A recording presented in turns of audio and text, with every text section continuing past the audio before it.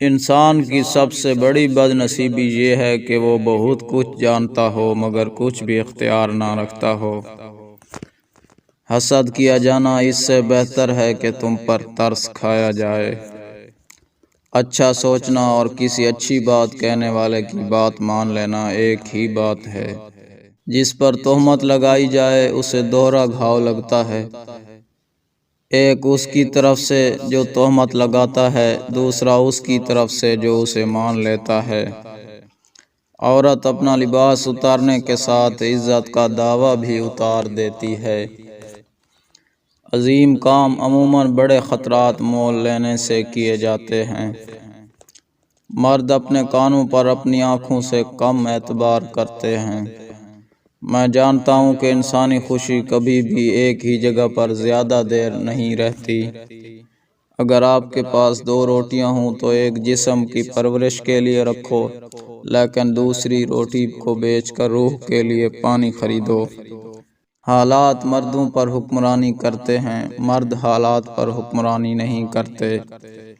بہت زیادہ امیر لوگ ناخوش ہیں، درمیانی حالات والے خوش قسمت ہیں۔ تمام چیزوں میں سے ایک دوست سب سے قیمتی ہے۔ زندگی کی آزمائشیں اور بیماری کی اذیتیں مختصر مدت کی زندگی کو بھی طویل کر دیتی ہیں۔ کچھ لوگ اپنے ارادوں کو اس وقت ترک کر دیتے ہیں جب وہ تقریباً اپنے ہدف تک پہنچ چکے ہوتے ہیں، جبکہ دوسرے اس کے برعکس آخری لمحات میں پہلے سے زیادہ بھرپور کوشش کر کے فتح حاصل کرتے ہیں۔ وہ بہترین آدمی ہے جو منصوبہ بندی کے وقت ڈرتا ہے اور ہر اس چیز پر غور کرتا ہے جو اس کے ساتھ ہو سکتا ہے، لیکن عمل کرتے وقت دلیر ہو جاتا ہے۔